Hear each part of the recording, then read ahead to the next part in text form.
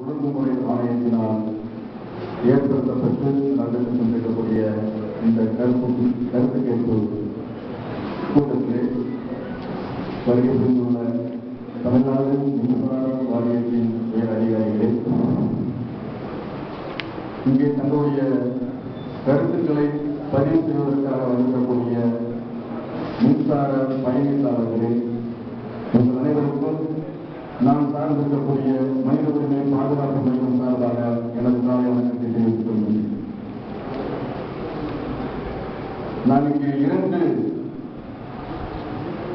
பிரிவுகளிலே என்னுடைய கருத்துக்களை பதிவு செய்ய கடமைப்பட்டுள்ளேன். ஒன்று, அதிகமாக பேசப்பட்டுக் கொண்டிருக்கக்கூடிய மின்சார பற்றாக்குறை.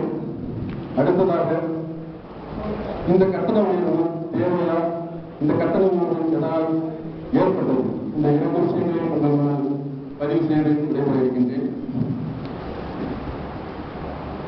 1980களிலே நமது நாட்டிலே மின்சார பற்றாக்குறை அதிகமாக இருந்தது. அதற்கு முன்னாடி வரை மின்சாரம் என்பது மிகவும் உயர்ந்த வசதி படைத்தவர்களுக்கான ஒரு தேவை என்ற கருத்து இருந்தது. அதன்பின் அனைத்து சமூக மக்களும் அதனுடைய பயனை அடைய வேண்டும் என்ற நோக்கிலே தமிழ்நாடு பொதுவாக மின்சார வாரியம் அந்த அனைத்து மக்களுடைய தேவையை பூர்த்தி செய்வதற்காக கடுமையாக தங்களுடைய உழைப்பை செலுத்தியது.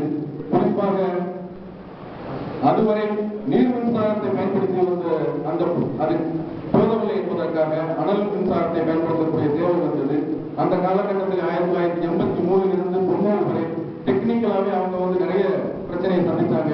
அதையெல்லாம் மின்சார பொறியாளர்கள் உள்ளார்ந்த அன்போடு மக்களை நேசிக்கக்கூடிய அந்த சிந்தனையோடு அந்த காலகட்டத்திலே கடுமையாக உழைத்து டெக்னிக்கலாக தங்களை உயர்த்திக் கொண்டு மக்களுக்கு பயனடையக்கூடிய வகையிலே மின்சார தேவையை அனைத்து வகையிலும் பூர்த்தி செய்தார்கள்.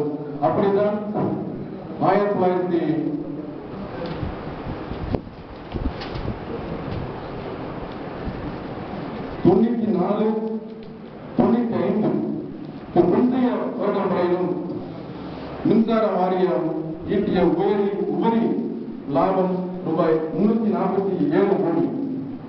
அதன் பின்னராக 2007-2008 ஆண்டில் இருந்து ரூபாய் 3512 கோடி